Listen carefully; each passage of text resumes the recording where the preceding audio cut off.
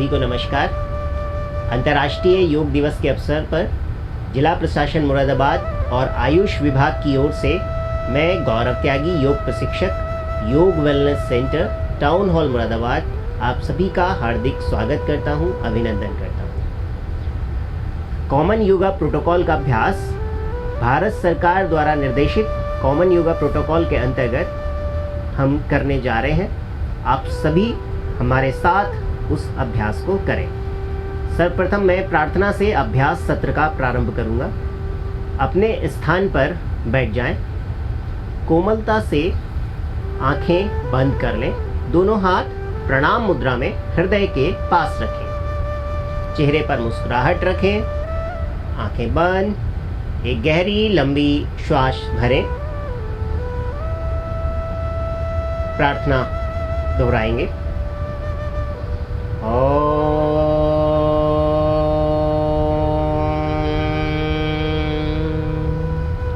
संगच्छध्वं संवदध्वं संवो मनांसि जानतां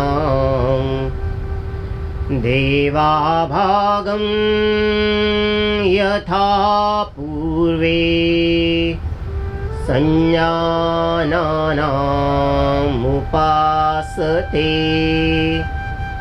संज्ञानानामुपासते।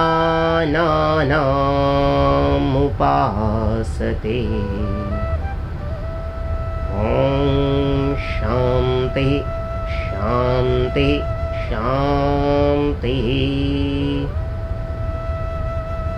इसके अर्थ को समझें। हम सब प्रेम से मिलकर चलें, प्रेम से मिलकर बोलें, प्रेम से मिलकर ज्ञानी बने। अपने पूर्वजों की भांति सभी कर्तव्यों का निर्वहन हम ठीक प्रकार से करें। इन भावों को मन में धारण करते हुए दोनों हाथों को आपस में थोड़ा रगड़ें, आंखों पर लगाएं, धीमे से आंखें खोल लें। अब हम कॉमन योगा प्रोटोकॉल के अंतर्गत किए जाने वाले अभ्यासों की ओर चल रहे हैं, जिस कड़ी में सबसे पहला अभ्यास हम कुछ चालन क्रियाएं करेंगे।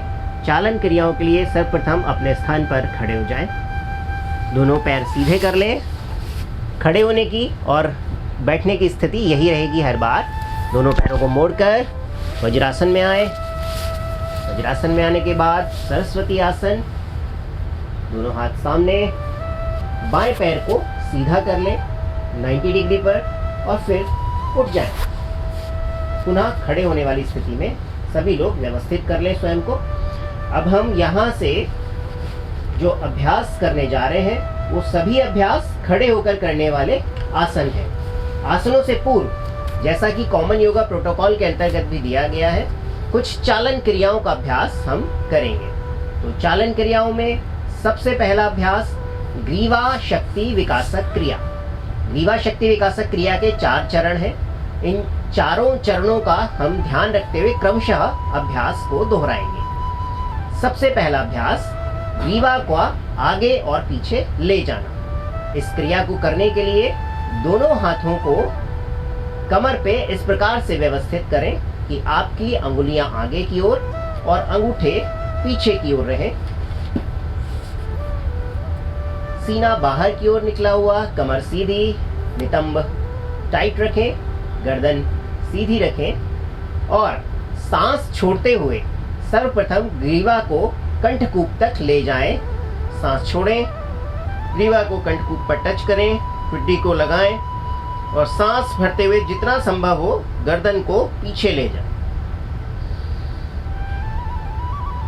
पुनः एक बार इस प्रक्रिया को दोहराएं। सांस छोड़ते हुए गर्दन को नीचे लाएं, ठुड्डी को कंठकूप पर लगाएं और सांस भरते हुए फिर से गर्दन को ऊपर ले जाएं। ध्यान रखें कंधे सीधे रहेंगे। गर्दन एक बार और नीचे आए। फिर से अंतिम बार गर्दन पीछे। रिलैक्स, मध्य स्थिति में गर्दन सीधी कर ले। अब हम इसी में चरण 2 का अभ्यास करेंगे। चरण 2 के अभ्यास के लिए गर्दन को सर्वप्रथम दाईं ओर झुकाएंगे, सब श्वास छोड़ते हुए। ध्यान रखें जब भी हम गर्दन को झुकाएं कंधे तक गर्दन को लेकर जाने का प्रयास करना है, परंतु कंधा नहीं उठाना है। कंधे जिस प्रकार व्यवस्थित है वैसे ही रहेंगे। श्वास छोड़ते हुए गर्दन को दाईं ओर झुकाइए और जो खिंचाव हो रहा है उस खिंचाव पर अपने मन को केंद्रित कीजिए। श्वास भरते हुए पुनः पूर्व स्थिति में वापस आए। श्वास छोड़ते हुए बाईं ओर गर्दन को ले जाएं। श्वास भरते हुए पूर्व स्थिति में वापस। एक बार और प्रक्रिया को दोहराएं। श्वास छोड़ते हुए दाईं ओर गर्दन ले जाएं। कंधे को दाएं कंधे कान को दाएं कंधे पर टच करने का प्रयास करें। खिंचाव को अनुभव करें। श्वास भरते हुए वापस मध्य स्थिति में। पुनः एक बार श्वास छोड़ते हुए बाईं ओर गर्दन को ले जाएं और श्वास भरते हुए मध्य में आए। बहुत अच्छे। अब इस अभ्यास का तीसरा चरण, ग्रीवा को दाएं और बाएं घुमाना, नेक ट्विस्टिंग। सबसे पहले गर्दन को श्वास छोड़ते हुए दाईं ओर इस प्रकार से लेकर जाएंगे कि हमारी गर्दन और हमारा कंधा दोनों एक दूसरे के समानांतर। तो गर्दन को दाईं ओर इस प्रकार से घुमाएं कि गर्दन कंधे के समानांतर हो। यहाँ श्वास छोड़ना है। अब पुनः श्वास भरते हुए गर्दन सीधी कर लें। श्वास छोड़ते हुए गर्दन को बाईं ओर ले जाएं। श्वास भरते हुए गर्दन सीधी। इस प्रक्रिया को एक बार और दोहराएं। श्वास छोड़ा, गर्दन दाईं ओर। श्वास भरा, गर्दन सामने। श्वास छोड़ा, गर्दन बाईं ओर। श्वास भरें और गर्दन को सामने ले आएं।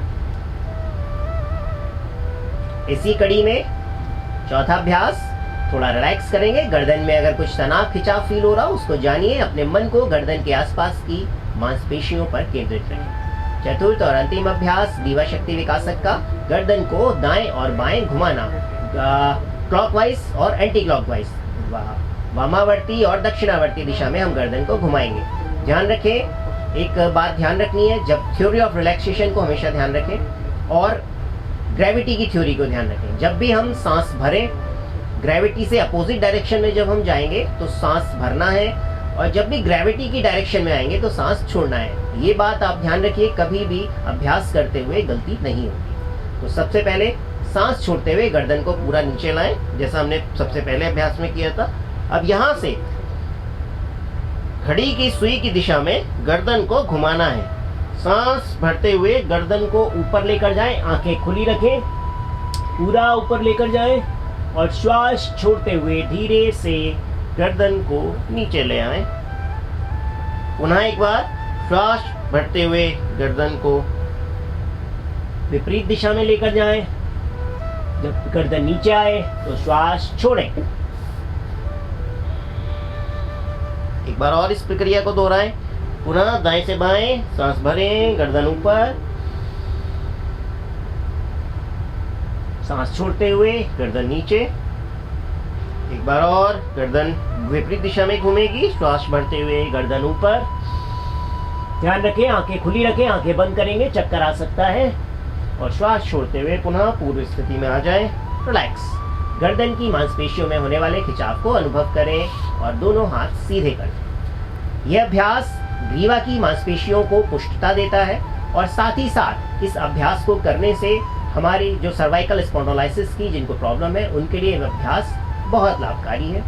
ध्यान रखें, ग्रीवा में बहुत तेज अकड़न होने पर या जिनको चक्कर आते हैं तो वो गर्दन आगे पीछे ले जाते हुए थोड़ी सावधानी के साथ इस अभ्यास को करें। अगर किसी को एक्यूट और सर्वाइकल स्पॉन्डिलोलिसिस की प्रॉब्लम है तब इस अभ्यास को वो छोड़ सकते हैं, इस अभ्यास को ना करें। अगले अभ्यास की ओर चलते हैं। ग्रीवा शक्ति विकासक क्रिया के बाद स्कंद शक्ति विकासक क्रिया, जो कंधे के अभ्यास है उनको हम करेंगे। सबसे पहले स्कंद शक्ति विकासक का फर्स्ट पार्ट, दोनों हाथ सांस, ध्यान रखिए, स्कंद शक्ति विकासक क्रिया को करने से हमारे स्कंद क्षेत्र में, कंधों में प्राणिक ऊर्जा का फ्लो अच्छे से होता है और साथ ही साथ यह अभ्यास सर्वाइकल स्पॉन्डिलोलिसिस और फ्रोजन शोल्डर के रोगियों के लिए बहुत लाभकारी है। तो जो ऐसे रोगी हैं उनके लिए विशेष लाभकारी अभ्यास करने जा रहे हैं हम स्कंद शक्ति विकासक क्रिया चरण 1। सबसे पहले श्वास भरते हुए दोनों हाथों को बाजू में उठाएंगे और खींच कर रखेंगे। चेहरे पर मुस्कुराहट बनाए रखें। अब यहाँ से श्वास भरते हुए ही हाथों को ऊपर लेकर जाना है। दोनों हाथ इस प्रकार से व्यवस्थित रखें कि हमारे दोनों हाथों का विपरीत भाग एक दूसरे के सामने रहे। यदि हम इन हथेलियों को इस प्रकार से कर लेते हैं, एक दूसरे के सामने हथेली का आंतरिक भाग करते हैं, तो हमारे कंधों पर कोई प्रभाव नहीं आता। इसलिए दोनों कंधों को इस प्रकार व्यवस्थित करें कि हमारी हथेलियों का पिछला भाग एक दूसरे के सामने रहे। अंतिम स्थिति में रुकने के बाद कुछ क्षण धीरे से सांस छोड़ते हुए धीरे धीरे धीरे धीरे वापस आए और दोनों हाथों को नीचे ले आए। रिलैक्स। एक बार फिर से इस क्रिया को करेंगे। श्वास भरते हुए दोनों हाथ ऊपर और श्वास छोड़ते हुए धीरे धीरे दोनों हाथ नीचे।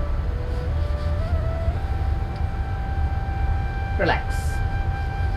चरण 2।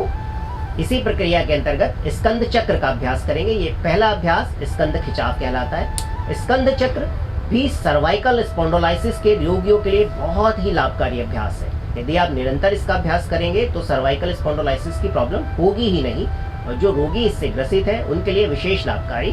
तो पुनः एक बार दोनों हाथों को साइड में खोलें, विपरीत दिशा में हाथों को ले जाएं और दोनों हाथों की अंगुलियों को कंधे पर व्यवस्थित कर लें।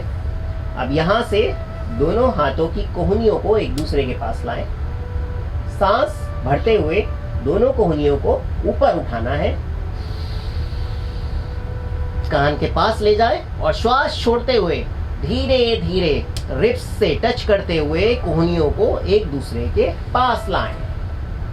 पुनः इस प्रक्रिया को एक बार दोहराएं। श्वास भरें, दोनों कोहनियां ऊपर और सांस छोड़ते हुए धीरे धीरे दोनों कोहनियां एक दूसरे के समीप लाएं। एक बार और इस प्रक्रिया को करेंगे। करते जाएं इसी प्रकार अभ्यास को। अब यहीं से विपरीत दिशा में अभ्यास को दोहराएं, घड़ी की सुई की विपरीत दिशा में। अब कोहनियों को नीचे से ऊपर की तरफ ले जाएं। याद रखें, जब भी ग्रेविटी से अपोजिट डायरेक्शन में जा रहे हैं, सांस भरना है तो ऊपर ले जाते हुए सांस भरें, कोहनियों को मिलाएं, सांस छोड़ें। फिर एक बार अभ्यास को दोहराएं। सांस भरें और धीरे धीरे नीचे लाते हुए सांस छोड़ें। इसी प्रक्रिया को तीसरी बार हम करने जा रहे हैं। स्कंद चक्र का तीसरा अभ्यास यही स्कंद चक्र। रिलैक्स। दोनों हाथों को साइड में खोल दें, धीरे से दोनों हाथ नीचे ले आएं। स्कंद चक्र के बाद हमने पहला अभ्यास ग्रीवा शक्ति विकासक किया। फिर स्कंद चक्र के बाद अब हम अगला अभ्यास करने जा रहे हैं, जिसका नाम है उदर शक्ति विकासक क्रिया, या जिसको एब्डोमिनल मूवमेंट भी बोलेंगे। एब्डोमिनल मूवमेंट के लिए दोनों पैरों को खोल लें। कटी संचालन का अभ्यास सर्वप्रथम हम करेंगे। कटी संचालन के लिए दोनों पैर के बीच में लगभग 2 से 2.5 फीट का अंतर रखें, और ये बात ध्यान रखें कि जो हमारे पंजे हैं, ये पंजे अंदर की तरफ रहें, जिससे हम इजीली बॉडी को मूव कर सकें। कटी शक्ति विकासक क्रिया के लिए सम स्थिति से हम इस स्थिति में आए कि हमारे दोनों पैरों के बीच में लगभग 2 से 2.5 फीट का अंतर रहे और दोनों हाथ एक दूसरे के सामने शोल्डर डिस्टेंस पर व्यवस्थित रखें। अब सांस छोड़ते हुए दोनों हाथों को इस प्रकार दाईं ओर लेकर जाना है कि दायां हाथ सीधा रहेगा, बायां हाथ दाएं कंधे को टच करेगा और गर्दन भी दाईं ओर जाएगी। सांस छोड़ते हुए इस प्रकार से अभ्यास को करें। गर्दन दाईं ओर। याद रखें, आपके पैर सीधे रहेंगे, केवल अपर बॉडी मूव करेगी, थाइस का कोई मूवमेंट नहीं रहना है, अपर बॉडी मूव करें। पुनः सांस भरते हुए सामने वापस पूर्व स्थिति में। अब यहां से श्वास छोड़ते हुए बाईं ओर से इस अभ्यास को दोहराएं। पतंजलि भी कहते हैं प्रयत्न क्षतिल्यनंत समापत्तिभ्याम, एफर्टलेस काम करना है और दोनों ओर से अभ्यास को दोहराएं, जिससे कि हमारी मसल्स टोन अप हो सके। पैरेलल रहेंगे एक दूसरे के समानांतर, हाथ बायां हाथ सीधा, दायां हाथ दाएं कंधे को टच करेगा। यहीं से सांस भरते हुए पूर्व स्थिति में वापस आ जाए। बहुत अच्छे। रिलैक्स। दोनों हाथ धीरे से नीचे ले आए और दोनों पैरों को मिला लें। स्कंद चक्र का अभ्यास पूर्ण हुआ। कटी संचालन के अंतर्गत कटी शक्ति विकासक क्रिया का अभ्यास पूर्ण हुआ। अब हम अगले अभ्यास की ओर चल रहे हैं जिसका नाम है घुटना चालन। घुटना चालन के लिए दोनों पैर, जो लोग पैर मिलाकर खड़े हो सकते हैं वो सम स्थिति में दोनों पैरों को मिलाकर खड़े हों, अथवा दोनों पैरों के बीच में लगभग 4 इंच का अंतर कर लें। दोनों हाथ पूर्व स्थिति में जैसे पहले अभ्यास में लेकर आए थे, ऊपर की ओर सांस भरते हुए लाएं और यहीं से सांस छोड़ते हुए दोनों घुटनों को आगे की ओर मोड़ें, कमर सीधी रखें। इस प्रकार अभ्यास में अपनी शारीरिक स्थिति को व्यवस्थित करें। 5 गिनती तक रुकें। 1 2 3 4 5। सांस भरते हुए अपने स्थान पर वापस सीधे हो जाएं। यह अभ्यास घुटनों के रोगियों के लिए बहुत लाभकारी है। एक बार और अभ्यास को दोहराएं। पुनः श्वास छोड़ते हुए नीचे। थ्योरी ऑफ ग्रेविटी याद रखना है। सांस छोड़ रहे हैं, ग्रेविटी की ओर जा रहे हैं। सांस भरते हुए पूर्व स्थिति में वापस। रिलैक्स। दोनों हाथ नीचे ले आए, पैरों को भी मिला लें। अब हम योगासनों की तरफ चलते हैं। योगासनों के अंतर्गत सबसे पहले खड़े होकर करने वाले अभ्यास। तो खड़े होकर करने वाले अभ्यासों के क्रम में सर्वप्रथम किया जाने वाला आसन ताड़ासन। ताड़ासन जैसे इसका नाम ही है, ताड़ासन का अभ्यास करने से लंबाई बढ़ती है और न्यूरोमस्कुलर डिसऑर्डर्स दूर होते हैं। ताड़ासन का अभ्यास बढ़ती उम्र के बच्चों के लिए बहुत लाभकारी है। किस प्रकार ताड़ासन करना है मैं आपको करके दिखा रहा हूँ, परंतु ये भी ध्यान रखें कि जिनको वेरिकोज वेन्स की प्रॉब्लम है या किसी को सीवियर आर्थराइटिस है, उस स्थिति में ताड़ासन करते समय अपनी एड़ियों को नहीं उठाना है। ताड़ासन के अभ्यास के लिए सर्वप्रथम दोनों हाथों को सामने की ओर लाएं, फिंगर्स को एक दूसरे के साथ लॉक कर लें, हाथों को अपोजिट डायरेक्शन में ट्विस्ट करें और यहीं से सांस भरते हुए दोनों हाथों को ऊपर की ओर खींच लें। अंतिम स्थिति में आने के लिए एड़ियां भी ऊपर उठा दें। धीरे से एड़ी ऊपर उठाएं। याद रखें जिन्हें वेरिकोज वेन्स की प्रॉब्लम है या वर्टाइगो की प्रॉब्लम है उनको एड़ियां नहीं उठानी है। जो लोग बहुत अधिक मोटे हैं उनको भी एड़ियां नहीं उठानी है, वो ऐसे ही खड़े खड़े अभ्यास करें। अंतिम स्थिति में लगभग 10 गिनती तक रुकें और सांस छोड़ते हुए पूर्व स्थिति में वापस आ जाएं। एड़ियां नीचे, हाथ की पोजीशन चेंज करें।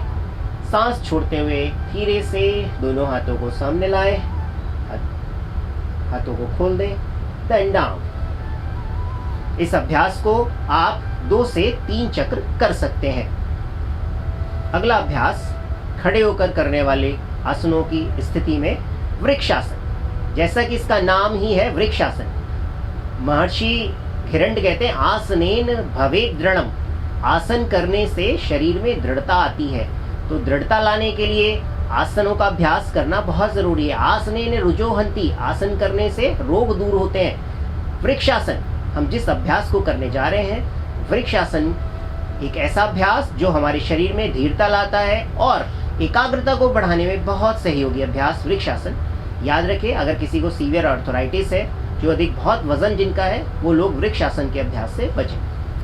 वृक्षासन के अभ्यास के लिए दायां पैर सीधा रखें और बाएं पैर को मोड़कर दाएं जंघा के मूल में लगा लें। स्थिति व्यवस्थित करने के बाद दोनों हाथों को धीरे धीरे सांस भरते हुए ऊपर ले जाएं। हाथों को विपरीत दिशा में प्रणाम की मुद्रा में रखें और अपने ध्यान को, अपने मन को आंखों से के साथ तारतम्य स्थापित करते हुए किसी एक बिंदु पर फोकस करके रखें। सामने की ओर लगातार देखते रहें। चेहरे पर मुस्कुराहट, कोई तनाव नहीं, कोई खिंचाव नहीं। इस स्थिति को होल्ड करें। कुछ क्षण इस स्थिति में रुकने के बाद आधे से 1 मिनट तक आप रुक सकते हैं। फिर धीरे धीरे दोनों हाथों को खोल दें, नीचे लाएं, देन डाउन। पैर की स्थिति भी परिवर्तित कर लें। आसनों को हमेशा दोनों ओर से बराबर मात्रा में करें, जिससे हमारी मसल्स कोई मसल्स पुल ना हो और हम इक्वली अभ्यास को कर पाएं। भगवत गीता में भी लिखा है समत्वम योग उच्यते, इक्वालिमिटी के साथ हम अभ्यास को दोहराएं। तो बाईं ओर से हम अभ्यास करें, बायां पैर सीधा रखें, दाएं पैर को मोड़कर बाईं जंघा के मूल में लगा लें और धीरे धीरे दोनों हाथों को ऊपर उठाएं, खींच के रखें, हाथ सामने की ओर देखते रहें। Then relax. अंतिम स्थिति में जाने के बाद रुकें कुछ देर, फिर धीरे धीरे दोनों हाथों को नीचे ले आए। बहुत अच्छे।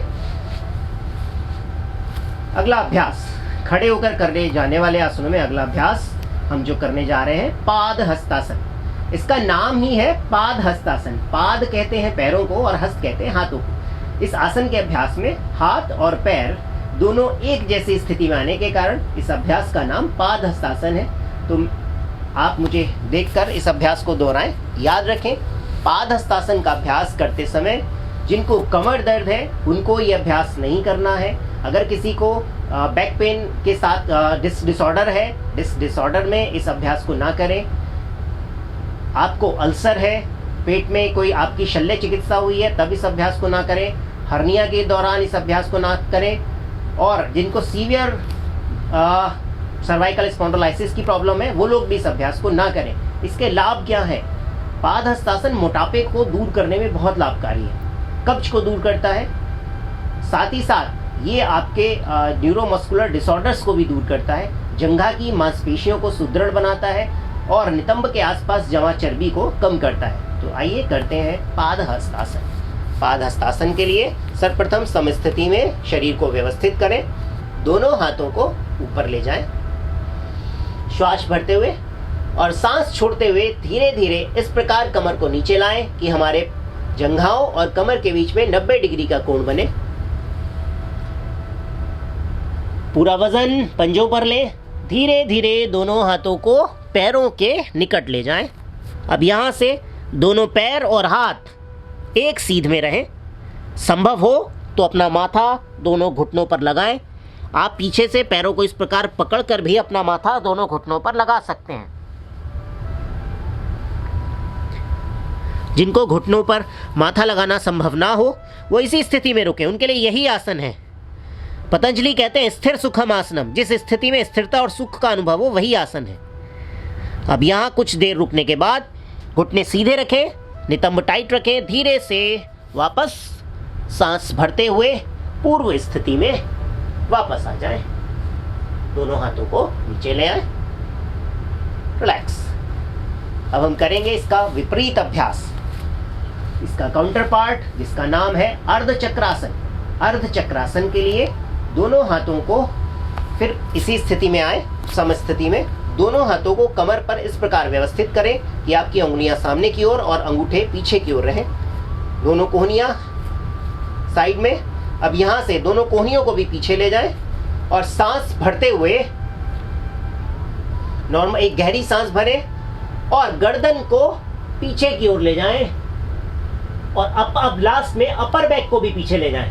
अंतिम स्थिति में नॉर्मल ब्रीदिंग रखें, सामान्य श्वास। जितनी देर आप रुक रहे हैं आसन में सामान्य श्वास रखें और सांस भरते हुए पूर्व स्थिति में वापस आ जाए। गर्दन सीधी, रिलैक्स। ये दोनों काउंटर पार्ट के साथ अभ्यास पूरे हुए। Forward bending then backward bending. हमने 4 अभ्यास किए खड़े होकर करने वाले। अब इसी के अंतर्गत अगला अभ्यास और अंतिम अभ्यास कॉमन योगा प्रोटोकॉल का, जिसको कहते हैं त्रिकोणासन, त्रिकोणासन का अभ्यास करेंगे। याद रखिए, त्रिकोणासन फ्लैट फुट के मैनेजमेंट में बहुत लाभकारी है। इसके साथ ही साथ त्रिकोणासन जिन लोगों को थाइस में चर्बी बढ़ गई है उनके लिए बहुत लाभकारी है। हाँ, या ये जिनको डिस्क डिसऑर्डर है या कमर में सीवियर बैक पेन है उनको त्रिकोणासन का अभ्यास करने से वो बचें। किस प्रकार करना है अभ्यास को? अभ्यास के स्टेप्स देखें।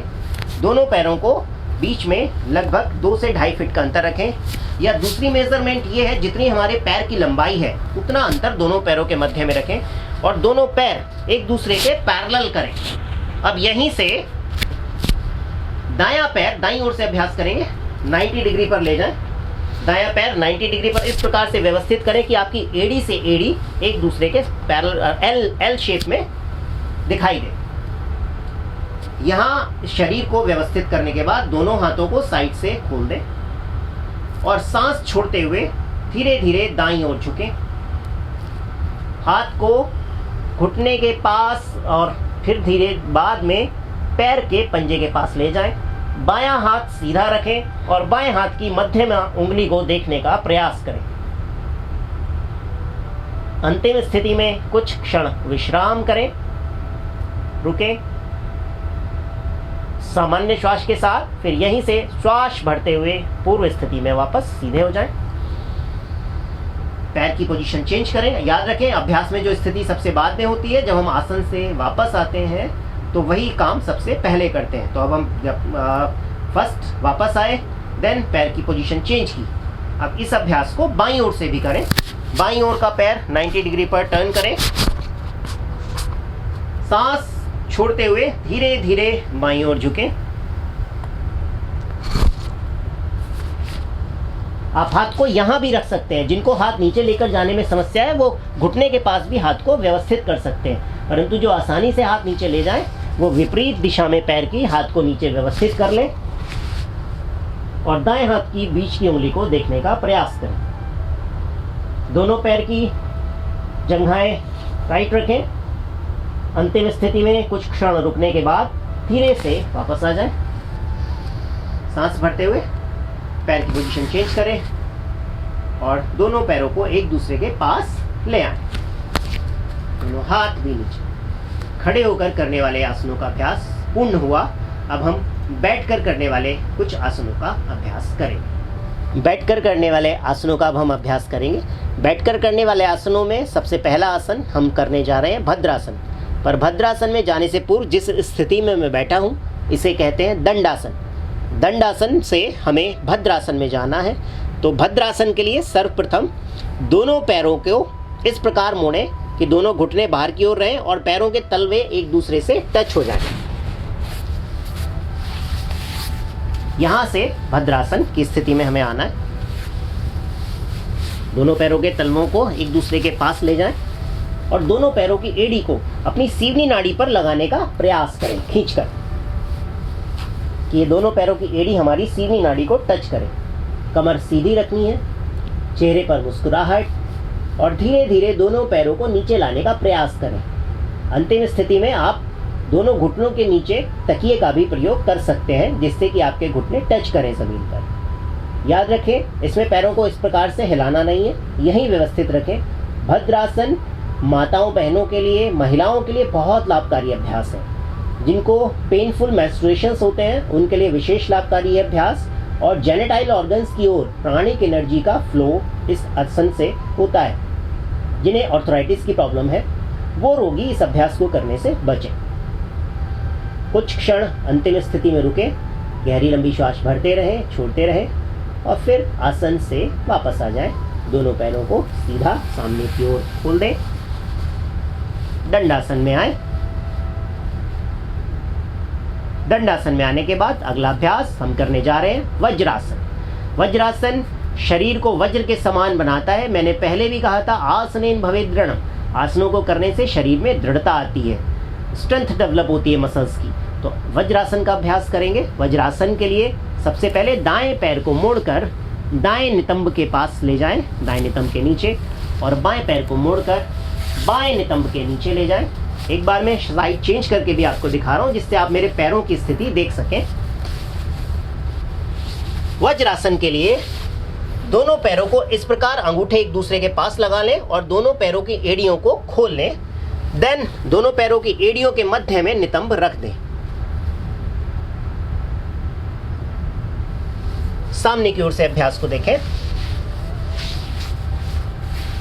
इस प्रकार जब आप दोनों नितंबों को अपनी एड़ियों के मध्य में रख देते हैं, दोनों हाथ घुटने पर रखें, कमर सीधी रखें। यह एकमात्र ऐसा अभ्यास है जिसे भोजन के बाद किया जा सकता है। भोजन के पाचन में यह अभ्यास बहुत लाभकारी है वज्रासन, और साथ ही साथ बच्चों की एकाग्रता बढ़ाता है, पढ़ाई में उनका मन लगता है। लेकिन जिनको घुटनों में दर्द हो, ऑर्थराइटिस हो, रूमेटॉइड ऑर्थराइटिस हो, गाउट हो, और साथ ही साथ अगर किसी को बवासीर की दिक्कत है किसी को, तो उस स्थिति में वज्रासन का अभ्यास अवॉइड करें। अब हम अगले अभ्यास की ओर चलते हैं। बैठकर करने वाले आसनों के समूह के अंतर्गत अर्ध उष्ट्रासन। अर्ध उष्ट्रासन भी बहुत लाभकारी अभ्यास है। खासकर यह अभ्यास हमारी कमर में चाप वृद्धि करता है और कमर से संबंधित कमर दर्द के रोगियों के लिए तो लाभकारी है ही, साथ ही साथ सर्वाइकल स्पॉन्डिलाइसिस में बहुत लाभकारी है। याद रखना है, जिनको हर्निया की प्रॉब्लम है वो अर्ध उष्ट्रासन का अभ्यास अवॉइड करें। अर्ध उष्ट्रासन में आने के लिए सबसे पहले घुटनों के बल खड़े हो जाएं। दोनों पैरों के बीच में लगभग थोड़ा सा अंतर रखें, कंधों की चौड़ाई के बराबर, और यहीं से आप पैर मिलाकर भी इस अभ्यास को कर सकते हैं। दोनों हाथों को इस प्रकार नितंबों पर व्यवस्थित रखें कि आपके अंगुलियां नीचे की ओर रहें, चेस्ट अप। गर्दन को सांस भरते हुए पीछे ले जाएं, अंतिम स्थिति में होल्ड करें और अपर बैक को धीरे धीरे पीछे की ओर मूव करें। अंतिम स्थिति में विश्राम करें कुछ क्षण सामान्य श्वास के साथ। कुछ देर सामान्य श्वास के साथ अंतिम स्थिति में रुकने के बाद सांस भरते हुए पूर्व स्थिति में वापस आ जाएं। गर्दन सीधी करें, वज्रासन में बैठ जाएं। इसी अभ्यास का दूसरा चरण उष्ट्रासन। उष्ट्रासन के लिए दोनों हाथों को भी पीछे ले जाएंगे और दोनों हाथ हमारे पैरों पर आ जाएंगे। करें उष्ट्रासन। उष्ट्रासन के लिए पूर्व स्थिति में जैसे हम पहले घुटनों के बल आए थे, अब यहीं से याद रखनी है एक बात कि उष्ट्रासन करते हुए ये ध्यान रखें, जो हार्ट के पेशेंट्स हैं उनको ये अभ्यास नहीं करना है और जिन्हें चक्कर आता है वो भी इस अभ्यास को अवॉइड करें। दाएं हाथ को मोड़कर दाएं पैर के पास ले जाएं, बाएं हाथ को मोड़कर बाएं पैर के पास ले जाएं। दोनों हाथों और पैरों को एक दूसरे के साथ ले जाएं। कमर को आगे की ओर धकेलें थोड़ा। इस स्थिति में सामान्य श्वास प्रश्वास रखें। उदरीय श्वसन, एब्डोमिनल ब्रीदिंग, चेस्ट की कार्यक्षमता को बढ़ाने में यह अभ्यास बहुत लाभकारी है। हृदय के आसपास की मांसपेशियों में खिंचाव उत्पन्न होता है इस अभ्यास को करने से, इसलिए हृदय रोगी इस अभ्यास को ना करें।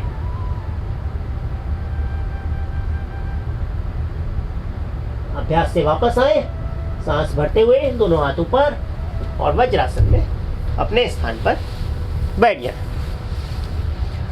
इसी कड़ी में अगला अभ्यास हम जो करने जा रहे हैं बैठकर करने वाले आसनों में, उस आसन का नाम है शशांक आसन। ये इसका काउंटर पार्ट है, विपरीत अभ्यास। हमने क्या किया, हमने कमर को पीछे लेकर गए, अब हमें कमर को आगे की ओर लेकर जाना है। हमने बैकवर्ड बेंडिंग की, इसका काउंटर पार्ट होगा फॉरवर्ड बेंडिंग।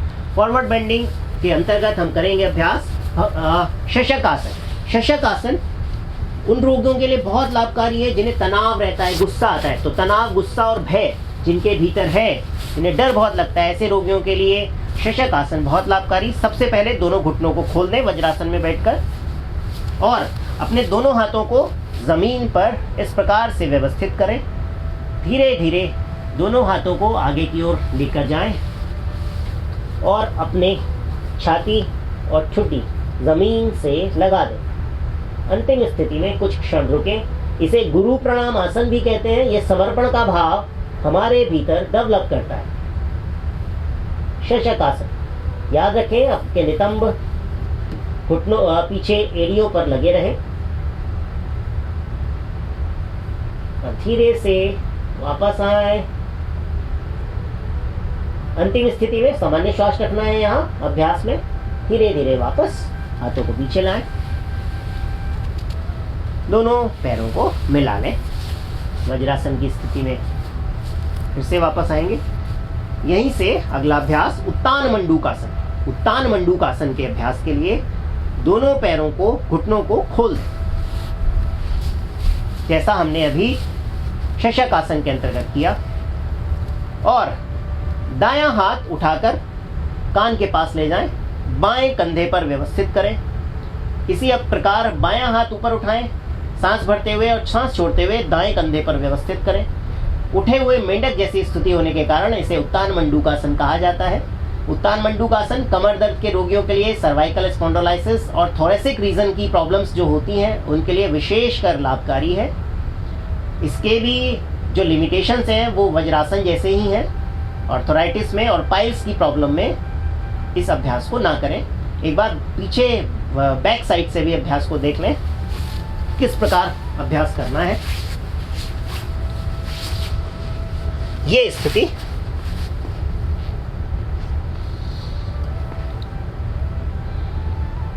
गर्दन सीधी, गर्दन में होने वाले खिंचाव को यह अभ्यास दूर करता है। बहुत लाभकारी अभ्यास। जब अभ्यास से वापस आए तो दोनों हाथों को सीधा करें, दोनों घुटनों पर ले जाएं, दोनों घुटने एक दूसरे से मिला लें। अब हम अगले अभ्यासों की ओर चलते हैं। इसी कड़ी में अंतिम अभ्यास बैठकर करने वाले आसनों में कर्व पोज, वक्रासन। वक्रासन के लिए दोनों पैरों को सीधा कर दें, दंडासन की स्थिति में आ जाए और यहां से अपने शरीर को इस प्रकार व्यवस्थित करें कि आपका दायां पैर सीधा रहे और बाएं पैर को मोड़कर दाएं घुटने के पास ले जाएं। बायां पैर जब मोड़ा है तो बायां हाथ पीछे जाएगा, दायां हाथ कान के पास उठाकर सीधा करें और घुटने के पीछे से हाथ को इस प्रकार व्यवस्थित करें कि वो आपके पैर पर आसानी से आ जाए। पैर अगर आप नहीं पकड़ पा रहे हैं तो टखने को पकड़ें और गर्दन भी बाईं ओर ले जाएं। अंतिम स्थिति में सामान्य श्वास।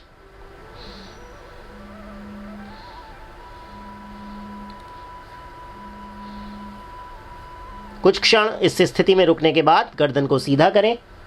जो हाथ घुटने के पीछे लपेटा है उसको पीछे ले जाएं, पैर को भी सीधा कर दें।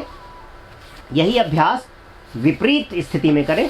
एक बार स्थिति बदलकर आप अभ्यास को देख लें, जिससे कि आप आसानी से अभ्यास की बारीकियों को समझ सकें। दायां पैर मोड़ें, बाएं पैर के पास रखें, दाएं हाथ को पीछे ले जाएं और यह अभ्यास विशेषकर शुगर के रोगियों के लिए बहुत लाभकारी है। पेट की चर्बी को कम करता है। पर याद रखें, अगर किसी को डिस्क डिसऑर्डर है तब इस अभ्यास को ना करें। बाएं हाथ को कान के पास सीधा कर लें, घुटने के पीछे से पैर को ऐसे व्यवस्थित करें, हाथ को पैर के पास और गर्दन को भी दाईं ओर ले जाएं। कोई तनाव नहीं रखना चेहरे पर, रिलैक्स। अंतिम स्थिति में कुछ क्षण रुकें, खिंचाव को उदर के आसपास फील करें और सांस भरते हुए वापस गर्दन सीधी, हाथ ऊपर उठाएं, पीछे ले जाएं, दोनों पैरों को सीधा कर दें। बैठकर करने वाले आसनों का अभ्यास पूर्ण हुआ। अब मैं आपको पेट के बल करने वाले कुछ आसनों का अभ्यास सिखाने जा रहा हूं। पेट के बल करने वाले आसनों में सबसे पहला अभ्यास मकरासन। तो उसको करने के लिए बाईं ओर से करवट लेकर लेट जाएं। दोनों पैर इस प्रकार से व्यवस्थित करें कि आपकी एड़ी अंदर और पंजे बाहर की तरफ रहें। बाएं हाथ के ऊपर दाएं हाथ को व्यवस्थित कर लें, हथेली को, और माथा इसके ऊपर लगा दें। यह स्थिति कहलाती है मकरासन। मकरासन पेट के बल किए जाने वाले आसनों में बहुत लाभकारी अभ्यास है। इस आसन को करने से हमारे उदर की मसाज भी होती है और साथ ही साथ यह भी ध्यान रखना है कि मकरासन शिथिलीकरण का भी अभ्यास है।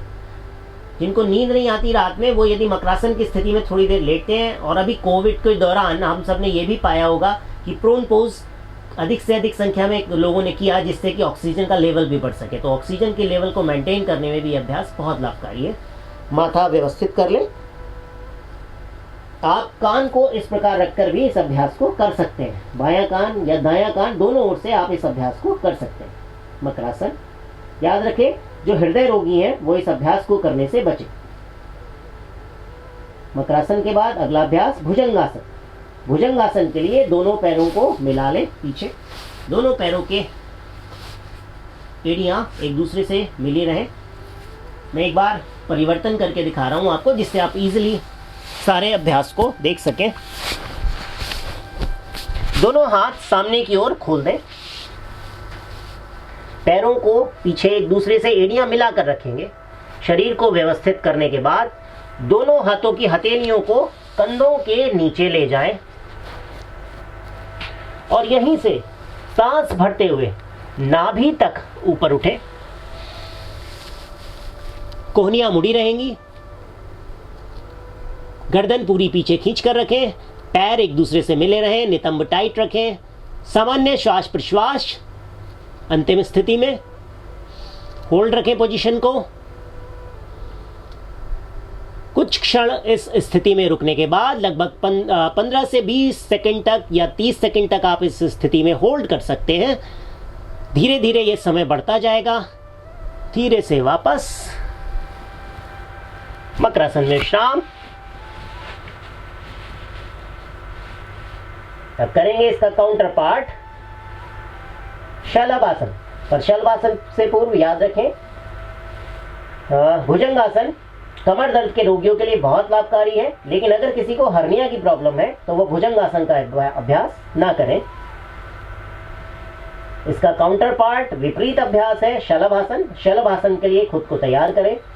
सबसे पहले दोनों पैरों को मिला लें, दोनों हाथ जंघाओं के नीचे इस प्रकार व्यवस्थित कर लें, यह हथेलियां जमीन पर रहें।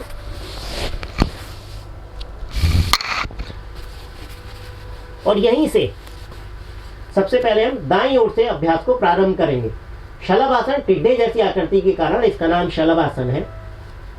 शलभासन सियाटिका पेन और डिस्क डिसऑर्डर कमर दर्द के रोगियों के लिए बहुत ही अच्छा अभ्यास है। तो सबसे पहले एक एक पैर से इस अभ्यास को करेंगे। सांस भरते हुए दायां पैर ऊपर उठाएं, यथास्थिति जितना संभव हो सके इसको होल्ड करें और सांस छोड़ते हुए धीरे से पैर को पूर्व स्थिति में नीचे वापस ले आए। जब आप दायां पैर उठाएंगे तो बायां कान जमीन पर लगेगा। आप विपरीत स्थिति में अभ्यास करें, दायां कान जमीन पर लगाएं, बाएं पैर को ऊपर उठाएं। याद रखें पैर सीधा रखें जब भी उठाएं ऊपर, और सांस छोड़ते हुए धीरे से पैर को नीचे ले आएं। अब दोनों पैरों से इस अभ्यास को करेंगे। नितंब टाइट रखें, सांस भरते हुए दोनों पैरों को ऊपर उठाएं। अंतिम स्थिति में कुछ क्षण रुकें। सांस छोड़ते हुए धीरे से दोनों पैरों को नीचे ले आएं। मकरासन में विश्राम करें। पेट के बल किए जाने वाले आसनों का अभ्यास पूर्ण हुआ। अब हम आसनों के अंतिम अभ्यास पीठ के बल किए जाने वाले आसनों की ओर चलते हैं। तो यहीं से बाईं ओर से करवट लेकर अपने स्थान पर पीठ के बल लेट जाएं। शरीर को ठीक प्रकार व्यवस्थित कर लें। सबसे पहला अभ्यास हम करने जा रहे हैं पीठ के बल किए जाने वाले आसनों में, जिसका नाम है सेतु बंधासन, ब्रिज पोज। सेतु बंधासन बहुत लाभकारी है कमर दर्द के रोगियों के लिए, तनाव, चिंता, डिप्रेशन, एंजाइटी के रोगियों के लिए बहुत लाभकारी, पीसीओडी की प्रॉब्लम जिन महिलाओं को रहती है उनके लिए विशेष लाभकारी सेतु बंधासन। लेकिन अगर किसी को हाई बीपी है तो इस अभ्यास को अवॉइड करें। सबसे पहले दाएं पैर को मोड़कर दाएं नितंब के पास लाएं, बाएं पैर को मोड़कर बाएं नितंब के पास लाएं। पैरों के बीच में लगभग कंधे के बराबर अंतर रखें। दाएं हाथ से दाएं पैर का टखना पकड़ें और बाएं हाथ से बाएं पैर का टखना पकड़ें। यह अभ्यास चक्रासन की पूर्व तैयारी भी है। तो जो लोग चक्रासन का अभ्यास करना चाहते हैं वो भली प्रकार सेतु बंधासन का अभ्यास करना सीखें। सांस भरते हुए कमर को ऊपर उठाएं और अंतिम स्थिति में पोजीशन को होल्ड करें। आपकी ठुड्डी कंठकूप पर लग जाएगी। कुछ क्षण रुकें इस स्थिति में। धीमा गहरा लंबा श्वास लेते रहिए, छोड़ते रहिए।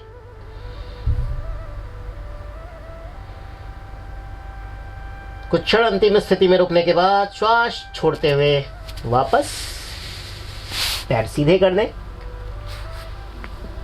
रिलैक्स, दोनों पैरों को मिलाएं। अगले अभ्यास की ओर चलते हैं, जिसका नाम है, याद रखें जितनी देर आप अभ्यास में जाएं और जब भी आप वापस आएं तो कुछ क्षण विश्राम करें। पीठ के बल करने वाले आसनों में शवासन में विश्राम किया जाता है। सबसे अंत में मैं शवासन का अभ्यास आपको बताऊंगा किस प्रकार करना है। अगले अभ्यास की ओर चले। इसी कड़ी में, जिसका नाम है उत्तान पादासन। उत्तान पादासन पेट की चर्बी को कम करता है और साथ ही साथ पेट की चर्बी को कम करने के साथ यह अभ्यास नाभि, टली हुई नाभि को अपनी जगह पर लेकर आता है। लेकिन अगर किसी को हर्निया की प्रॉब्लम है, उदर में कोई किसी प्रकार की शल्य चिकित्सा हुई है, गर्भवती महिलाओं को यह अभ्यास नहीं करना है। सांस भरते हुए अभ्यास की विधि देखें। दोनों पैरों को सामने की ओर खींचें और 30 डिग्री पर व्यवस्थित कर लें। 30 डिग्री का कोण बनाएं, पैरों को खींच कर रखें सामने की ओर। कुछ क्षण इस स्थिति में रुके सामान्य श्वास प्रश्वास के साथ। कुछ लोग सांस रोककर भी इस अभ्यास को करते हैं, परंतु हम आपको ये सजेस्ट करेंगे कि अंतिम स्थिति में सामान्य श्वास प्रश्वास रखें और धीरे से जब लगे कि अब सांस नहीं, हम नहीं रुक पा रहे हैं, पेट में कंपन हो रहा है, तो वापस रिलैक्स, पैरों को खोल लें, हथेली आसमान की तरफ, थोड़ा रिलैक्स करें। यह स्थिति ही शवासन कहलाती है।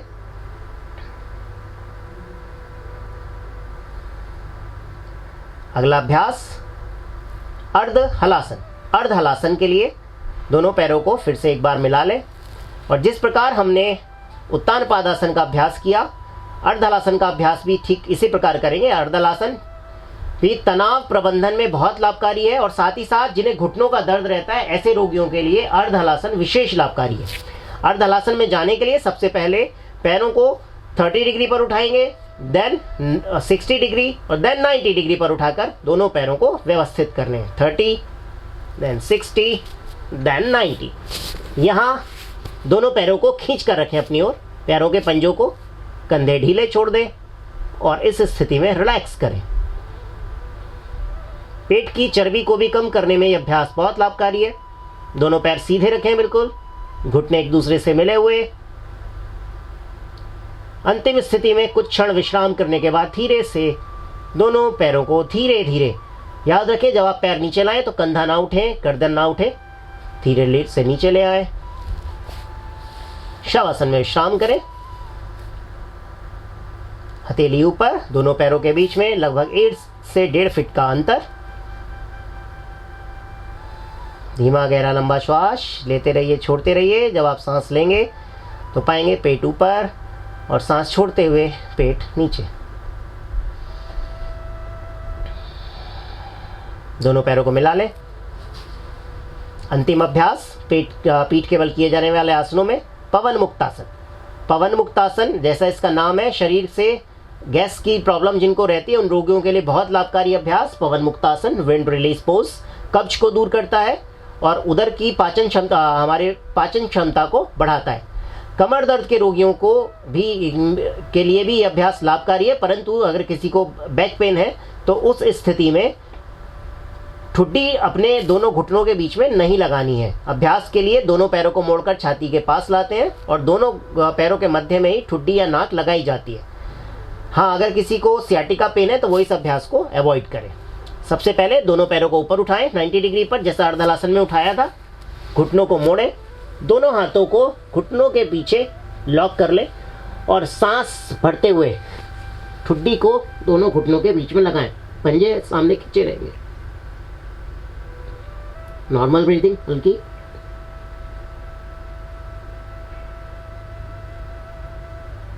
सांस छोड़ते हुए वापस पैर सीधे करें, सांस भरें और सांस छोड़ते हुए धीरे से पैरों को नीचे ले आए और शवासन में विश्राम करें। अभ्यास के प्रभाव को अनुभव करें।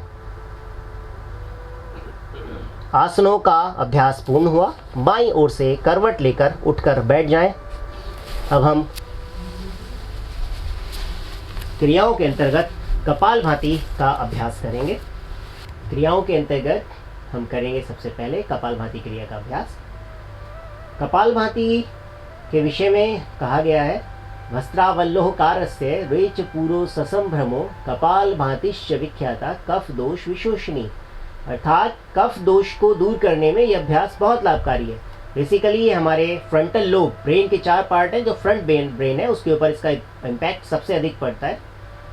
जिन रोगियों, अस्थमा के रोगियों के लिए बहुत लाभकारी अभ्यास है।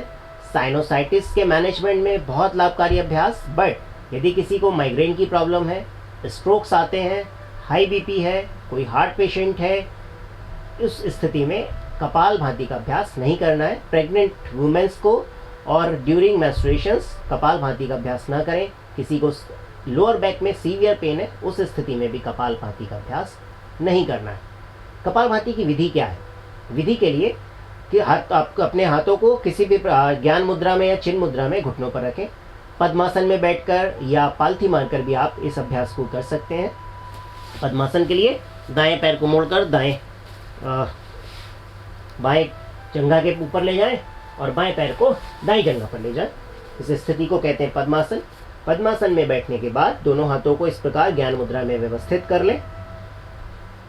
एक्टिव एक्सहेलेशन करना है, पैसिव इनहेलेशन करना, यही कपालभाति है। कपालभाति क्रिया के लिए 30 स्ट्रोक्स लगाएंगे। एब्डोमिनल मूवमेंट होगा, सांस छोड़ देंगे। सांस छोड़ेंगे तो पेट अंदर जाएगा, नाभि बिल्कुल अंदर लेकर जाएंगे, सांस पूरी बाहर। बार बार यही प्रक्रिया दोहरानी है, सांस ऑटोमेटिकली अंदर लिया जाएगा। एक्टिव एक्सहेलेशन पैसिव इनहेलेशन कहलाता है कपालभाति। करें, 30 चक्र लगाएं और फिर थोड़ा सा विश्राम करेंगे, गहरी लंबी सांस भरेंगे, फिर 30 चक्र। और इस क्रिया को आप 1 मिनट से लेकर 10 मिनट तक लगातार कर सकते हैं। याद रखें, 60 से स्ट्रोक्स अधिक एक बार में ना लगाएं, थोड़ा रुकें, गहरी सांस लें, फिर से 60 स्ट्रोक्स लगाएं, तब आप लगातार इस अभ्यास को बढ़ा सकते हैं। तो देखिए किस प्रकार करना है कपालभाति एब्डोमिनल मूवमेंट के साथ।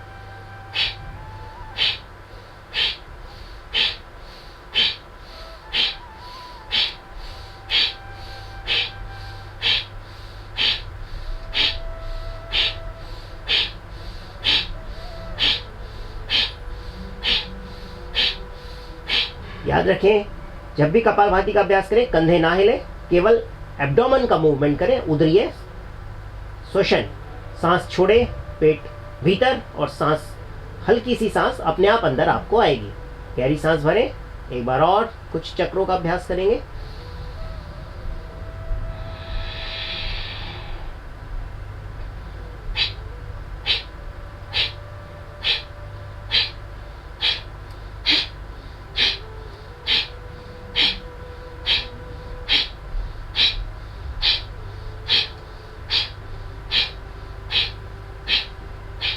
रिलैक्स। क्रिया के बाद अब हम प्राणायाम की ओर चलते हैं। प्राणायाम के लिए सुखात्मक आसन में किसी में भी बैठे, पद्मासन, सिद्धासन या पालथी मारकर सुखासन में बैठ जाएं। दोनों हाथों को इस प्रकार से व्यवस्थित रखें कि घुटनों पर ज्ञान मुद्रा, चिन्ह मुद्रा या अंजलि मुद्रा में दोनों हाथों को रखें। अब यहाँ से प्राणायाम के अंतर्गत सबसे पहला अभ्यास जो हम करने जा रहे हैं, नाड़ी शोधन। नाड़ी शोधन प्राणायाम शरीरस्थ 72,864 नाड़ियों को शुद्ध करता है, प्राणवायु का संचार ठीक करता है और बाएं और दाएं दोनों, लेफ्ट नोस्ट्रल्स और राइट नोस्ट्रल्स दोनों के अंदर सामंजस्य स्थापित करता है। ईड़ा पिंगला दोनों नाड़ियों से हटाकर प्राण के प्रवाह को सुषुम्ना की ओर लेकर जाने में विशेषकारी यह अभ्यास नाड़ी शोधन प्राणायाम। नाड़ी शोधन के लिए सर्वप्रथम प्राणायाम मुद्रा बनाएं। दाएं हाथ से, दाएं हाथ के अंगूठे के मूल में मध्यमा और कनिष्ठा अंगुली को मध्यमा और तर्जनी उंगली को लगा ले। अनामिका और कनिष्ठा सीधी रहेगी। जो हमारा थंब है उसके पास मिडिल फिंगर और उसके पास वाली फिंगर को रखें। रिंग फिंगर और स्मॉल फिंगर को सीधा रखें। दाएं हाथ के अंगूठे को दाएं नासारंध्र पर व्यवस्थित रखें। बाएं नासारंध्र से सर्वप्रथम सांस छोड़ें। अब यहीं से सांस धीरे धीरे सांस भरे, धीमा, गहरा और लंबा सांस। याद रखें, जब भी सांस भरे पेट को फुलाएं।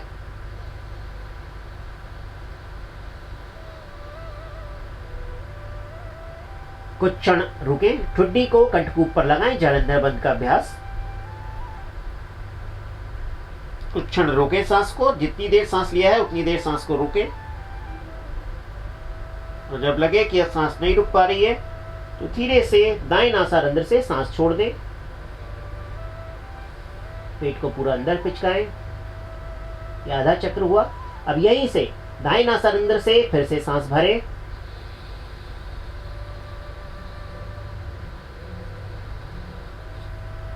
ठुड्डी को कंठकूप पर लगाएं, सांस रोकें।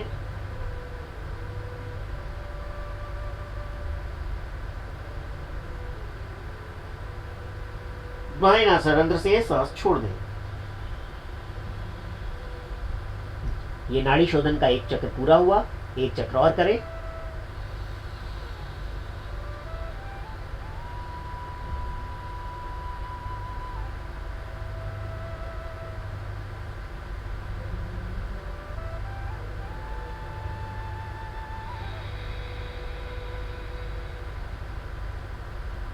पुनः दाएं से सांस लें, रोकें। आंखें बंद करके भी आप इस अभ्यास को कर सकते हैं। बाएं नासारंध्र से सांस छोड़ दें। रिलैक्स। याद रखें, प्राणायाम के अंतर्गत कुंभक को भी प्राणायाम कहा गया है। तो जब हम इसमें कुंभक करते हैं अर्थात सांस को रोकते हैं, तो सांस रोकने का जो अनुपात है नाड़ी शोधन के अंतर्गत वो 4 गुना होगा। यानी कि जितनी देर तक हम सांस लेते हैं उससे 4 गुना रोकना है और डबल टाइम सांस छोड़ना है। जो नए अभ्यासी हैं वो शुरुआत में केवल सांस ना रोकें, वो अनुलोम विलोम का अभ्यास करें, केवल अल्टरनेट ब्रीदिंग करें। बाएं नासारंध्र से सांस लें, दाएं से छोड़ें, दाएं से लें और बाएं से छोड़ें। जब हम 4 गुना सांस रोकते हैं तो याद रखें रेस्पिरेशन 2 टाइप का है, इंटरनल और एक्सटर्नल। इंटरनल रेस्पिरेशन के अंतर्गत जब हम सांस रोकेंगे तो हमारे जो ब्लड है, ब्लड के अंदर कॉन्फ़िगरेशन चेंज होता है और सेल्स के अंदर ऑक्सीजन का फ्लो बढ़ने लगता है। तो इसलिए जब भी आप नाड़ी शोधन करें तो ध्यान रखें अंतिम स्थिति हमारी यह हो कि हमारा 1:4:2 का अनुपात पूरा हो। 1 अनुपात में सांस लें, 4 अनुपात में रोकें और 2 अनुपात में छोड़ें। अब अगले अभ्यास की ओर चलते हैं। प्राणायाम के अंतर्गत 2 ही अभ्यास रह गए हैं। दूसरा अभ्यास है शीतली प्राणायाम। शीतली प्राणायाम पित्त के रोगियों के लिए बहुत लाभकारी है और जिनको स्किन डिजीज रहती है उनके लिए विशेष लाभकारी शीतली प्राणायाम। लेकिन ठंड के दिनों में और जिनको टॉन्सिलाइटिस रहती हो ऐसे रोगी शीतली प्राणायाम का अभ्यास ना करें। शीतली प्राणायाम के लिए मुंह के भीतर जीभ को कौवे की चोंच की समान मोड़ें और उस मुड़ी हुई जीभ के मध्य से वायु का पान करें। सांस भरने के बाद कुछ क्षण रुकें, बंद लगाने की आवश्यकता नहीं है और दोनों नासारंध्रों से सांस को छोड़ दें। एक बार देखें। सबसे पहले जीभ को बाहर निकालें, कौवे के चोंच की तरह मोड़ें और यहीं से सांस अंदर भरेंगे।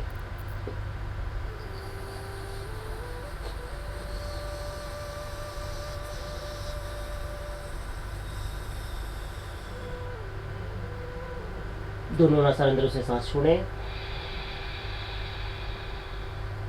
फिर से एक बार करें क्रिया को।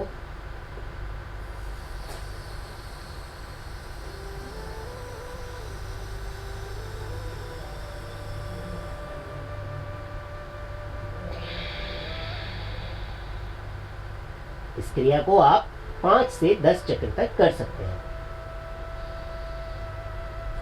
अंतिम अभ्यास प्राणायाम के अंतर्गत भ्रामरी प्राणायाम। तो सर्वप्रथम हम सिंपल भ्रामरी का अभ्यास करेंगे। गहरी लंबी सांस भरेंगे, आंखें बंद रखेंगे और भौरे जैसी आवाज हनी बी साउंड के साथ अपने ब्रेन के अंदर रेजोनेंस को फील करेंगे। द्वितीय स्थिति में हम षण्मुखी मुद्रा के साथ भ्रामरी प्राणायाम का अभ्यास करेंगे। तो आंखें बंद कर लें कोमलता के साथ, गहरी सांस भरें और मुंह बंद रखते हुए दोनों होठों के बीच में दांतों को एक दूसरे के पास रखें और उस झंझनाहट को फील करें जो हनी बी साउंड क्रिएट करते समय होती है।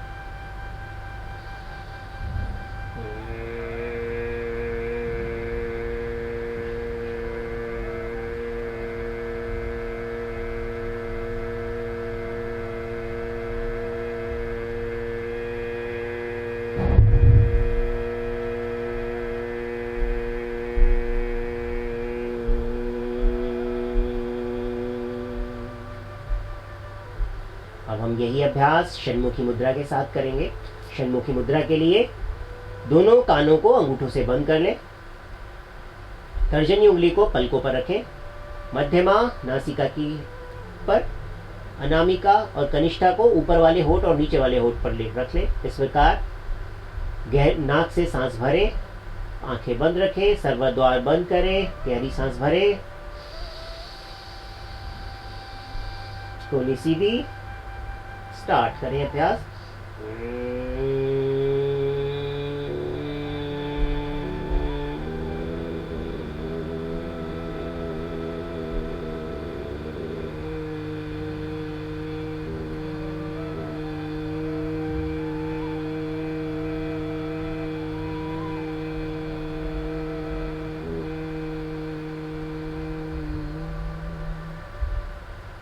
रिलैक्स।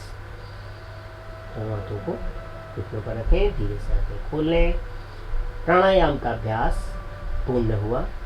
कॉमन योगा प्रोटोकॉल के अंतर्गत हमने चालन क्रियाएं की, उसके बाद खड़े होकर करने वाले आसन, बैठकर करने वाले आसन, पेट के बल करने वाले आसन, पीठ के बल करने वाले आसन। फिर क्रियाओं के अंतर्गत हमने षट क्रिया के कपालभाति का अभ्यास किया और अंत में अब प्राणायाम का अभ्यास किया। कॉमन योगा प्रोटोकॉल जो 21 जून का है, इसके 2 चरण और रहते हैं जिसमें हम ध्यान का अभ्यास करेंगे। ध्यान बहुत लाभकारी अभ्यास है। अष्टांग योग के अंतर्गत ध्यान को समाधि से पूर्व रखा गया है, धारणा के बाद और समाधि से पूर्व। तो ध्यान के अभ्यास के लिए धीरे धीरे योग की यात्रा ही स्थूल से सूक्ष्म की ओर है।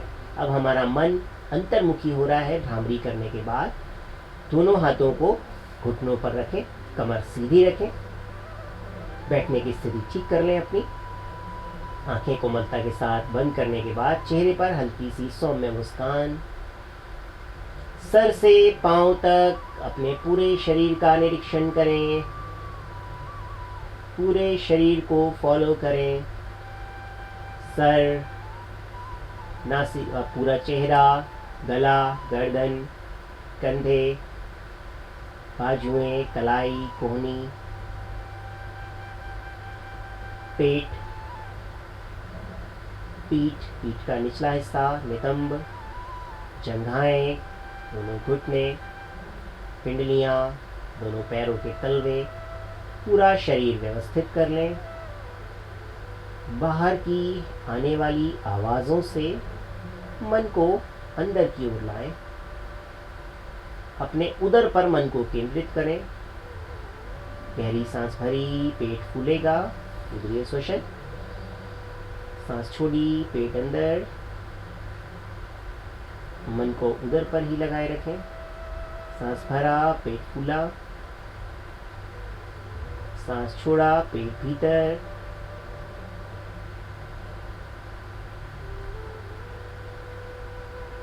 शांत चित्त से, सजग चित्त से उदर में होने वाले परिवर्तनों को अनुभव करते रहें। और अब अपने मन को आती जाती सांस पर केंद्रित करें।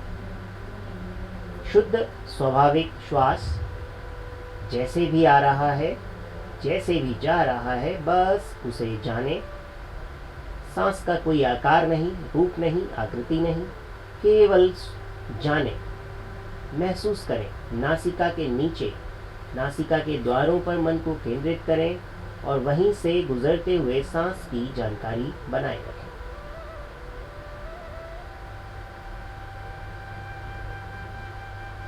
गहन विश्रांति में ले जाने वाला अभ्यास ध्यान।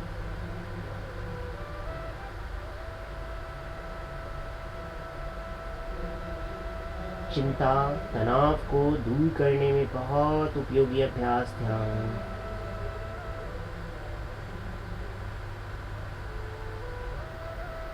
मन को अंतर्मुखी बनाने में ध्यान का बहुत बड़ा महत्व है। मानव से महामानव बनने की ओर मनुष्य की यात्रा में सबसे अधिक लाभकारी जो अभ्यास है वह है ध्यान। आप किसी भी पूजा पद्धति को माने, किसी एक पद्धति को स्वीकार करें और बस अपने इष्ट का ध्यान करें, सगुण का ध्यान करें, निर्गुण का ध्यान करें, श्वास पर ध्यान करें।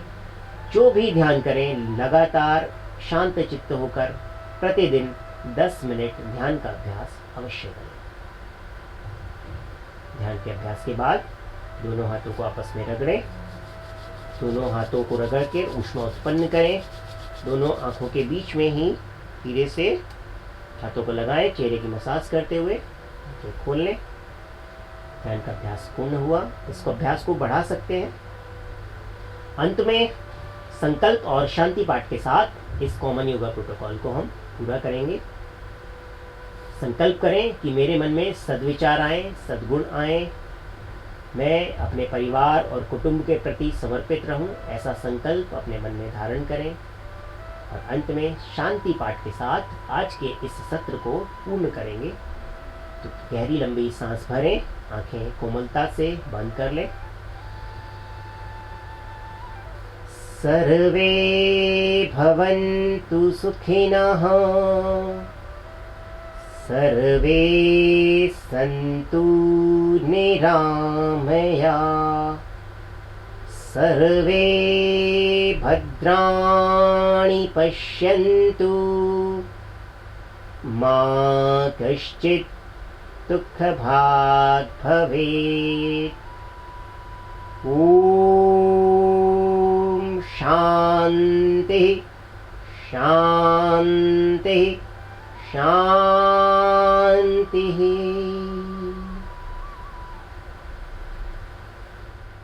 कॉमन योगा प्रोटोकॉल सामूहिक योग अभ्यासक्रम को बनाने का और इस वीडियो को बनाने का जो मेन उद्देश्य है वो यही है कि आप सभी कोविड के संक्रमण के दौरान अपने घर पर रहकर अभ्यास कर पाएं, अपने परिवार के साथ अभ्यास करें।